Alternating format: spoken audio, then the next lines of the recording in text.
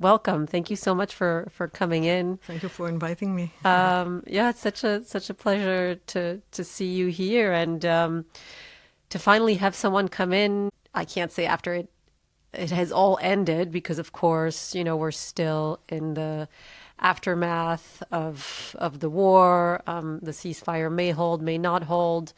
The hostages have returned, but not all the bodies have been returned. And yet there is something very different to the feeling in the last 2 weeks than there was in the previous 2 years. And I wanted to ask you, after years of basically doing emergency work, how would you kind of describe the emotional atmosphere in Israel now and also among the survivors and the families and the people in your field? So it's really different from each group of population. What I can say that in common, there is a relief. Something is relieved. We can breathe again because it was like something was stuck on your chest, You couldn't forget for 1 minute that there are people still kept alive in Gaza, and you have to fight for it, and you have to go out to the streets, and you can't leave the families alone, and you need it for your health, for your recovery. So this is very common. Now, I think as much as you get closer to the people who came back as a therapist or families, the picture is changing. So something did end, but it is really a beginning, because now we start a journey. And the journey is very, very, very complicated, hard, different from each person to each person. It depends how you arrived to the captivity, what happened, what did you see on October 7th, how long had you been there, were you starving, were you tortured? So it's really, really different from each other. It's your personality, of course. We were talking between ourselves the day of the release, and we wonder how come we are not in an euphoria, because the streets were euphoric, because you know what is waiting ahead. So you can't be euphoric. Actually, you're worried. You're worried how it's going to go, how it's going to work. And we're talking directly on the hostages, but especially on the families. There is kind of a fear that lean on past experience, that after the battle is end, there is a kind of collapsing. So I guess people who are taking care of the hostages directly, they can't fall apart. They have a mission. But what's going to happen afterwards? And the process is concerning the hostages. They're coming, they're frozen. First of all, I'm not sure how they're coming. They're coming on drugs, what they have been given by the terrorists, just that they will be able to walk. And you can see that after a day or two, their reactions are different. Some of them don't want to see anyone, don't want to get in touch with anyone. And some of them are really cooperative, but there is a lot of experiences that are frozen deep inside. And it will come out slowly, slowly, slowly, slowly. And you have to be there, to be with them, to listen to it, to be very empathic in terms of how close you are getting to them, how you're holding them, how you're handling them. So it's really different, So yes, everybody is breathing again. You can feel it in the air, but tremendous amount of worries. Yesterday I was on a Zoom chat with a meditation group, and I kept falling asleep, which rarely happens to me, and it has been happening in the last 10 days or so. And I was saying, I'm so sorry. I don't know what's happening. I'm tired all the time. And all these people who are not from Israel, they're from Australia and different places, and they said, Anouk, it seems like your nervous system is maybe finally relaxing. Exactly. And it's so interesting, first of all, that I didn't see it myself. I work in this space, I'm interested in this space, and I didn't realize myself that this tiredness just started happening on basically on the day of the hostage return and the ceasefire. And so that's number one. And I think, if I don't realize the kind of effect that these 2 years have probably had on my nervous system, and I was very safe, a lot of people are probably in very similar states, and it's going to take time for us to understand what this has done to our functioning, on our daily functioning. And the second thing is that I want to spend a little bit of time on the kind of, you mentioned the return of the hostages, and that we don't know if they've been put on kind of, drugs to allow them to appear functioning and smiling. So that's something that's always been very striking to me when they come back, is the difference between what I imagine people who have been spending, close to 2 years in underground tunnels with sleep deprivation and light deprivation and abuse, etc. And then this kind of, it's terrible, but kind of normal. Normal doesn't mean anything, but Yeah. people walking, people walking in, smiling, hugging their families, talking. I think I was even surprised to hear that these people could still speak. What do you make of that? And you've worked with some of these people. What does this mean? How should we look at that? I think it has to do with us, not with them. First of all, concerning the returns, they are on a high adrenaline. Whatever they were given, the adrenaline make you really awake, at least for a short while. But one of them told his mother, and I thought to myself how smart he is. He said, "Mommy, it's me." I think it was Matan Angerst. "I'm the same person." As if he knew that we can't imagine that he is the same person. Now, we are projecting. We're projecting of what's going on there, how I would handle this, etc., etc. But they are living there. They are living, they have their spirit. You are listening to their stories, so you see who was dealing with what and who got help by spirituality, for example. We'll talk about it maybe later. But even if they are starving and they're sitting, in the dark, they are still human beings. And we can't see it. We are imagining a hole in the ground and people who are not breathing, not eating, and probably they are dying. And from time to time, they were listening to short interviews or whatever, which was directed. So one of them was laying on the ground, screaming. You looked at him and said, "Okay, he's dying," but he wasn't dying. Maybe they told him, and they were standing with a gun over his head to give this show.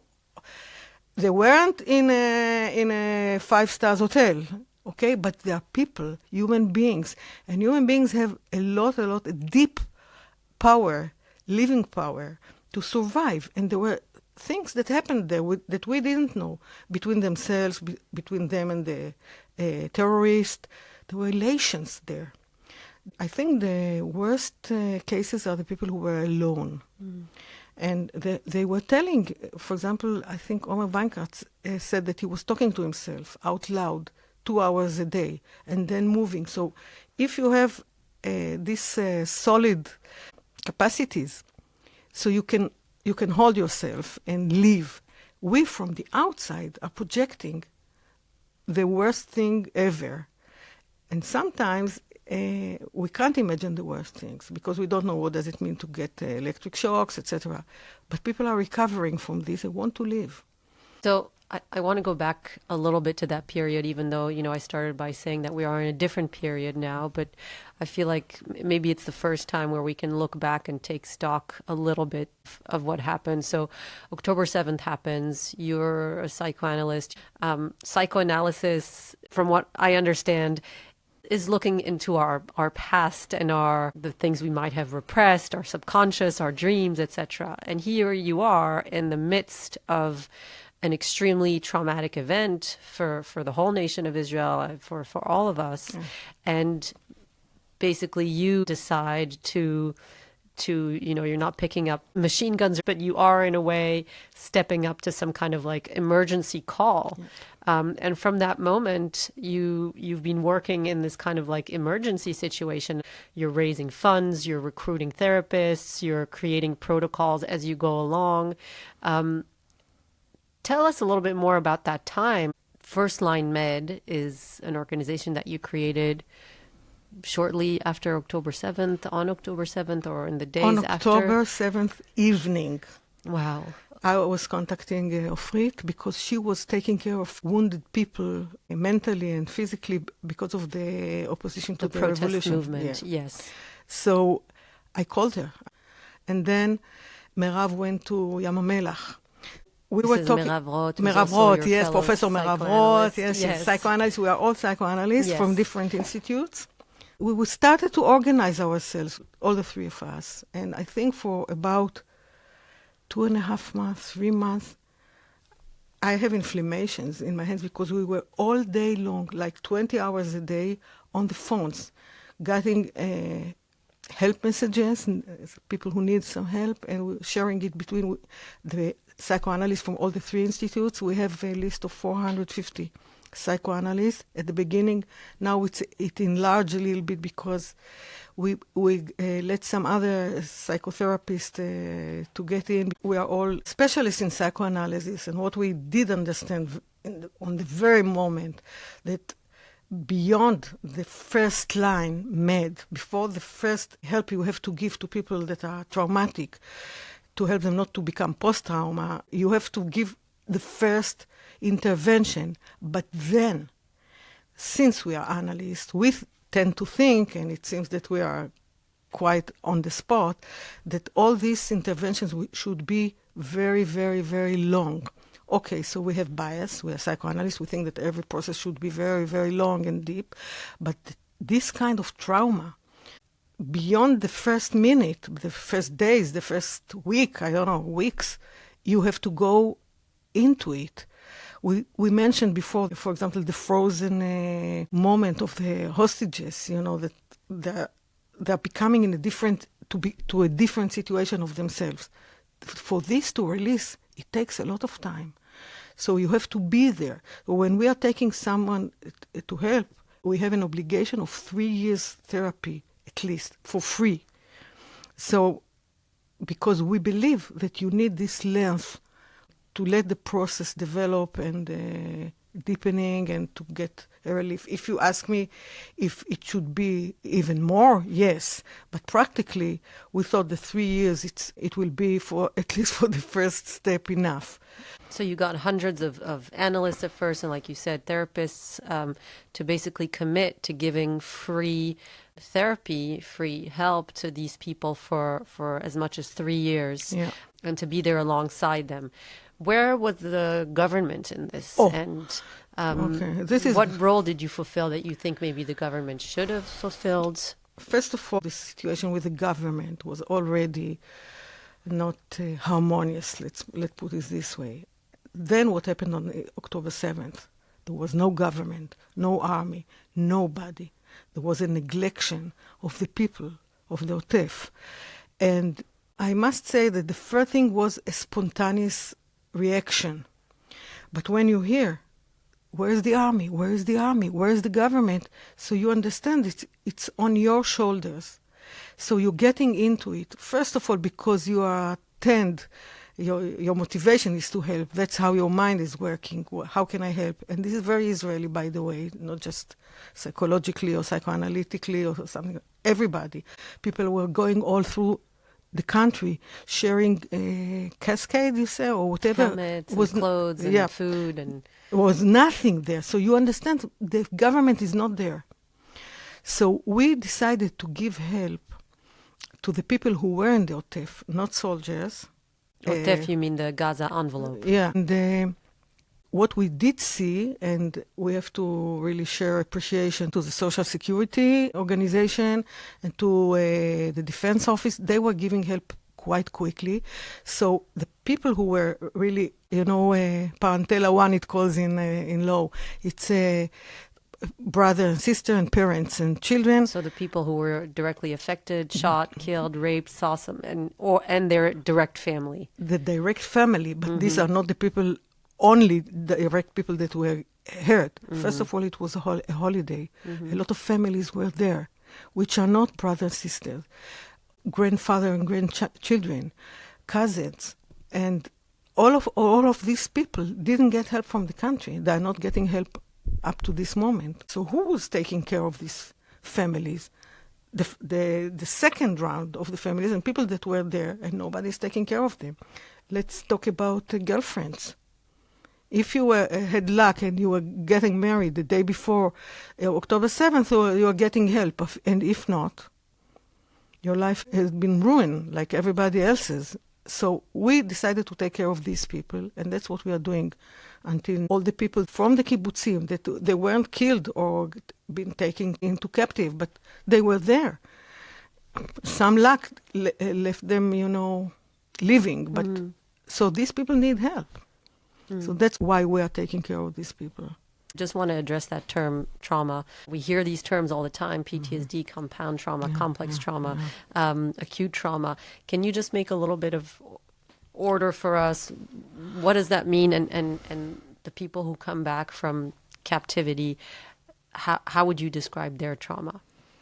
First of all, what is trauma? Trauma is a rupture. It is a rupture in continuity. It takes you into a situation that you can't digest and you can't vomit. So it's frozen in your mind.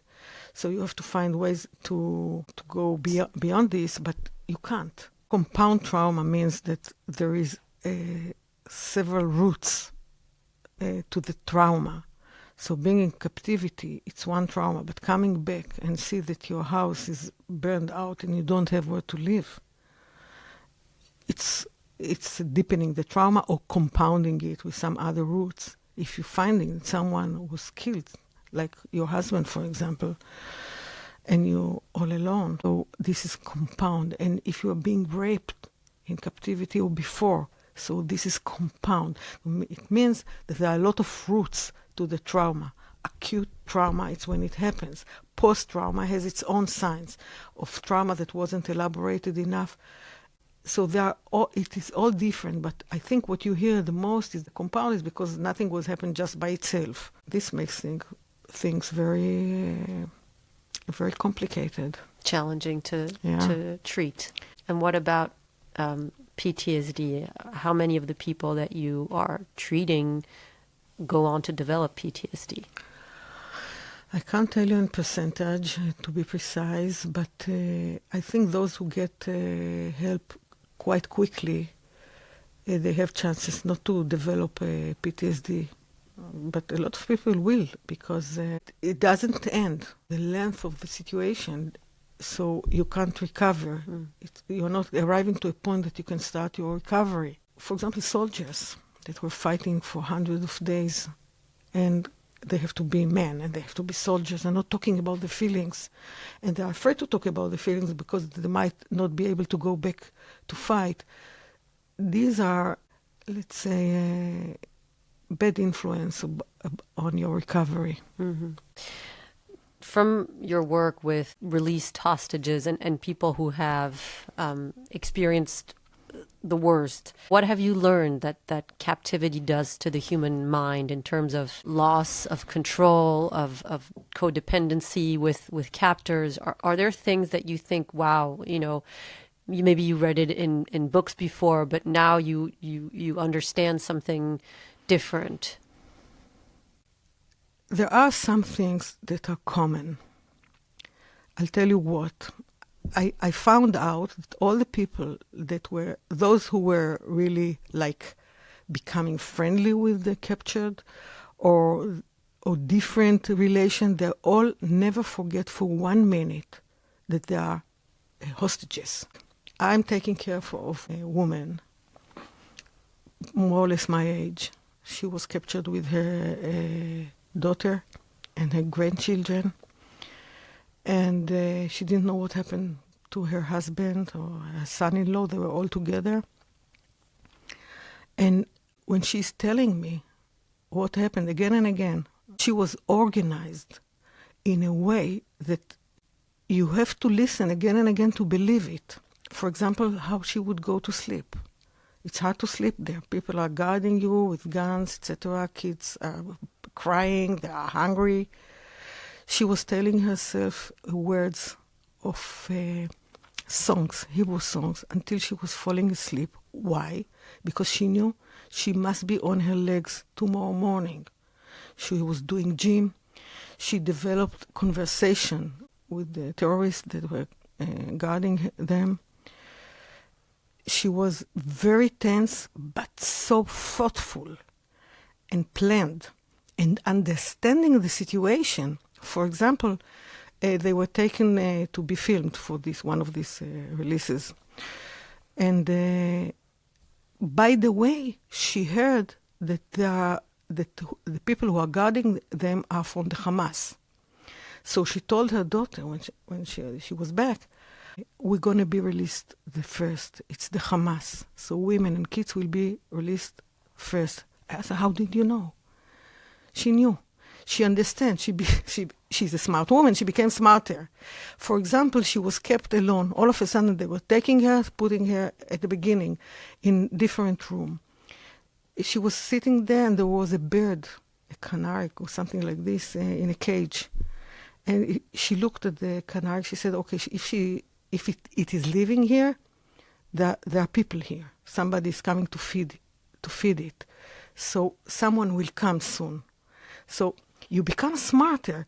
You can't imagine before how you're going to react. So her story is different from other people's story. But you can listen when they're talking in the media.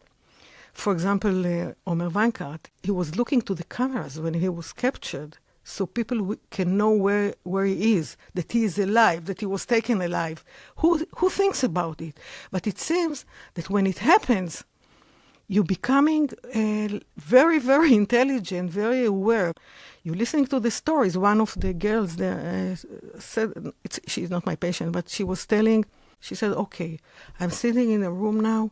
I can be killed any moment because there were a lot of terrorists there. I'm just 20 years old. I have done nothing for anybody in my life. I can't just die like this. Okay, so I'll help other people. And she said, from this moment on, I was just taking care of other people. I didn't care for my own fear. And it held her, together. She didn't fall apart. Find someone to serve. When you're serving somebody else, you leave yourself. So she was taking care of all the situation, not forgetting even for 1 second that they are hostages and that something very bad can happen in the first mistake that will happen. So the stories are very different, and you heard Sharabi, for example. You hear people that were thinking and spiritual. They were going spiritual, and it helps them. So I can't tell you one thing beside this awareness, and we know the processes after coming back, what's going on, how fast people are melting, and how all things that were buried are coming out. It changed all the time, because a person that was 50 days in captivity is not someone that was 740 days. It is different. I imagine that in that time, the experience of the medical professionals and therapeutic staff and also changed with experience as hostages were returning. Would you say that the protocols for how to treat these people changed over time? Sure. And if so, what are some of the core elements of it? First of all, the answer is yes. It changed all the time. It changes all the time because we see different phenomena. And there is no experience or written experience or researchers that you can build a protocol. You can build protocols, and that's what we did in the beginning, knowing what does it mean taking care of a trauma. But after a while, after the second release, that there were already 400 to 500 days, we found different phenomena. For example, the frozen soul was different. The weight of the people were different. The tortures were different. So I think the basic thing, beyond taking care of trauma and protocols, is I would use something that I can lean on, is the empathic stance. I mean, you are getting closer slowly, and you're listening carefully. For example, what we were studying in the second release, that the released hostages should, some of them, stay together. The girls, for example, they have to stay together, not to put them separately. They need each other. the melting of the experience should be somehow together. So they put them together. Then they found out that in the hospitals it should be very warm, more like home, not hospital, not cold. So they arranged the rooms, although they are for emergency as well. But really, you know, with carpets, who put a carpet in a hospital? But they did put. And this is on the physics, but it represents the understanding of the mental needs. In the beginning, we were all imposing ourselves on the people because of goodwill, of course. But we found out that slowly, they don't need you that close. They don't understand that they need psychological assistance. Wait a minute, wait aside. Be careful. So this is also something that changed a lot during the releases.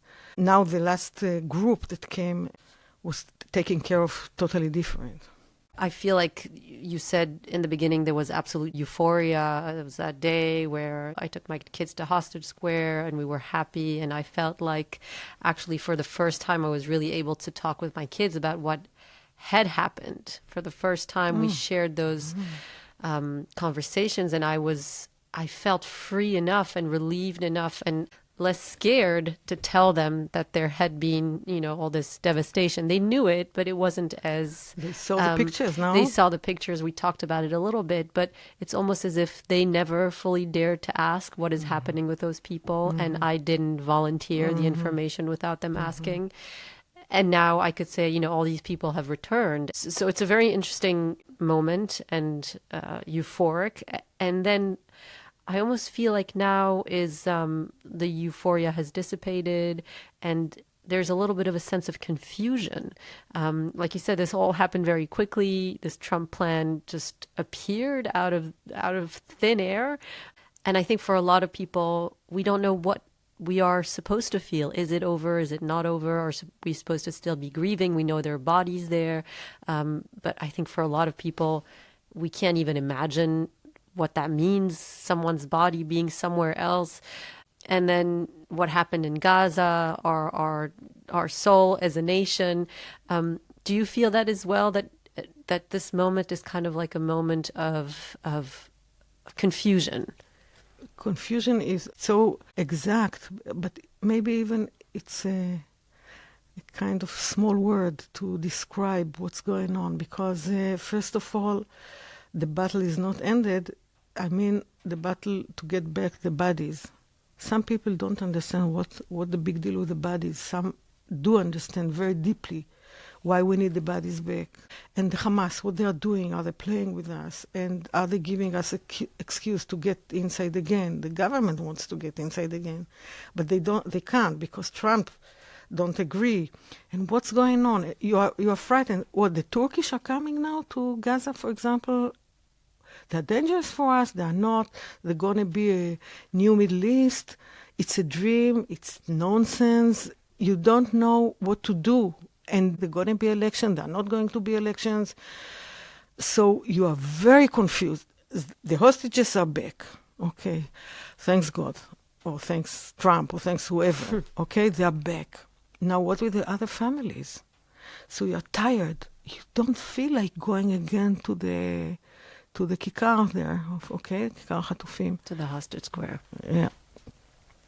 But you can't let yourself not going. You're not leaving them alone. For God's sake.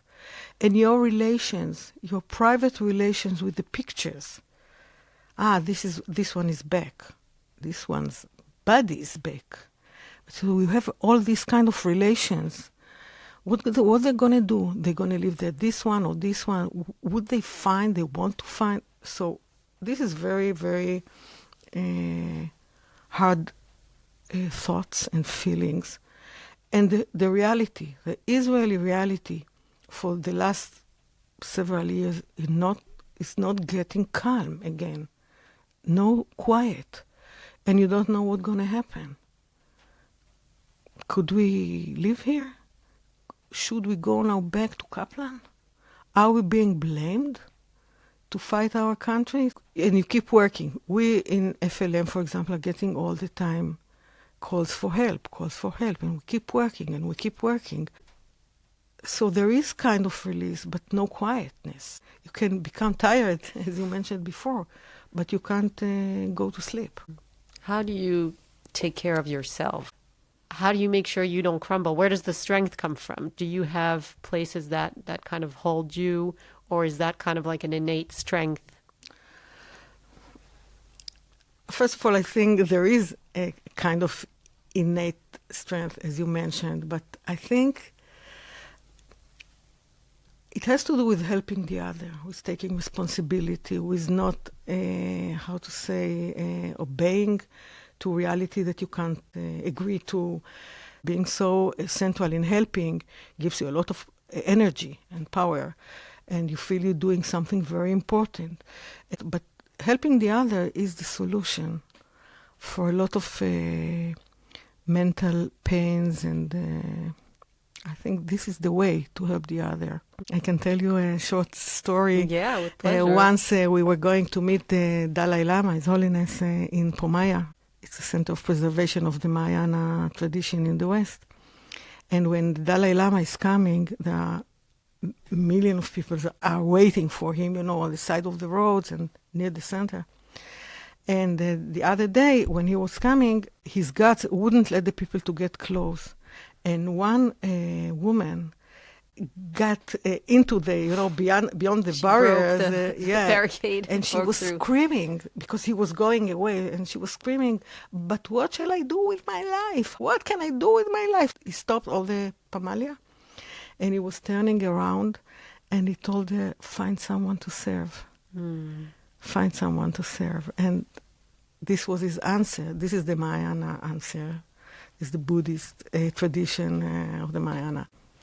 I think you said, or one of your colleagues said that, especially in your work with the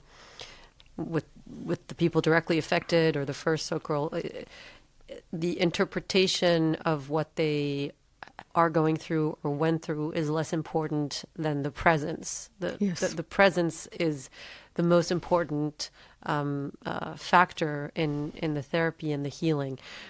Why is that so important, and how does it differ from the presence of family or of society or community, and what else is really important in the healing process of these people? The practicing of the presence is very different between therapists and family and friends. It's not more important. You need the warm-hearted of your family and friends. But the method, how to get close, how to listen, what to say, how to ground people, how to help them get rid of their anxiety or fears or real fears, etc. You're a professional, you know how to listen, you know how to get close. Are there any of the hostages where they might say, or professionals around them might say, you're amazing, you're doing great. Like, they want to do it on their own, they don't need any help. Can issues arise years later, decades later? Sure. How does that work with people who seem to be reintegrating, and sometimes even seem stronger? First of all, there are people who didn't seek mental help, and they're not getting any professional help of this kind. Of course, things will come out. They will come out, hopefully, by the way, in a while. It might be a year after, month after, or decade, I'm not sure, but it can happen. So, yes, some people do not want, and some people look to you very well, but you will be careful as a professional. You will tell them, you look great, you're doing beautifully, but it doesn't mean that you think that, okay, it's over. We are human beings. Things like this are not getting over by themselves. Sooner or later, you'll have to take care of yourself. So you might go to a monastery and to practice meditation and Buddhism, and you may go to psychoanalysis. It is very different from each person to the other, but things should be elaborated, even if you're doing great. When I see someone coming out, like, I don't know, I'm worrying much, much, much more than people that you see that they are really in contact with their the inner suffering. world. Yeah. For the Nova survivors and those populations, I spoke with different people who tried alternative therapies as well. I mean, there's art therapy and there's psychedelic therapy. With people who went through captivity, is there also that kind of like openness and willingness to try alternative treatments with them, or is it really going back to the basics, to psychoanalysis, to psychiatry? You start with basics, but then you listen. You see what might be more helpful. If you need acupuncture, or you need meditation, or you need whatever, any kind of alternative therapy. So first of all, you start for what is common, conversation therapy or psychotherapy. But then you can adapt, of course, because what leads you is the subjectivity of the patient. Now, the Nova patients, the Nova survivors, it's a different story. Also, it depends what happened to them. It depends what drug were they under, if they were under a drug influence or whatever. It's a different story. And there is a lot of worries concerning the Nova survivors. They were going through a different experience, totally different experience, not talking about if they were taken hostage or wounded or whatever, and they saw people were murdered near them, being raped. It is a different story that is really being taken care of by the general situation, but by their subjectivity and what was the specific story of each one of them, what happened to him, what drug he was taking or not, etc. So the Nova is a little bit different, and there is a lot of worry concerning them. When you look at Israeli society as a whole, not just the people who are directly affected, but our entire country, do you feel like this is a country that is in trauma, still in trauma? Are we managing to have a kind of national resilience, or do you kind of feel worried also for the future of the mental health of the people of this country? I'm tremendously worried. I think this trauma is metastasizing, and I think thousands of people were hurt. A lot of them are not getting well. And I think the health services, mental health services in Israel are in a very, very, very bad shape. And there is now organization of all the societies and organizations of mental health that are coming soon out in calling the attention to the situation of the society in Israel. Having said that, Israelis have resilience. Israelis are amazing. It is amazing how people are really helping each other and surviving and fighting. But in general, there is a big, big, big, deep worry concerning mental health services and the mental situation of the society in Israel. Do you think there are either national or personal tools that people can use in order to increase their psychological, mental resilience? First of all, I think countries should take care of the people. I think as fast as it's going to happen, that the government will wake up and give help to the people, I think it will get better. They need to give money, tools. Organizations should be working efficiently and professionally. Now, there is a lot of awareness to the trauma you see on TV, a lot of places that are really inviting people to get help. This is very helpful as well. Of course, I have my own bias. Go to therapy, talk about what happened to you, get help. People should know that it's common. Nobody really passed these last 2 years like nothing happened. It's common and we're all in the same boat. Some people can help, so get some help. But if you're asking me what is the most important, is that the government will take responsibility of what happened and create a ועדת חקירה ממלכתית. Commission of inquiry. Yeah, national. taking responsibility. It's so important. If you are coming, put aside the trauma. Coming to your parents, you're talking to them, letting them know what happened to you. As a child, they didn't mean to do any evil, okay? And they do listen, and they do take responsibility, and they confirmed your feelings. You are getting recovery. This is the recovery. It's interesting how you make the parallel with parents, and I have 3 young kids, so I'm listening about the kind of podcasts and reading about the psychological development of kids. And of course, there's so many times that I fail. I don't live up to the ideal of parenting that I would like. What I really love is that there's so much talk these days in parenting circles, etc., of the importance of repair, which says that we all fail. We're all human. We all come with our own wounds.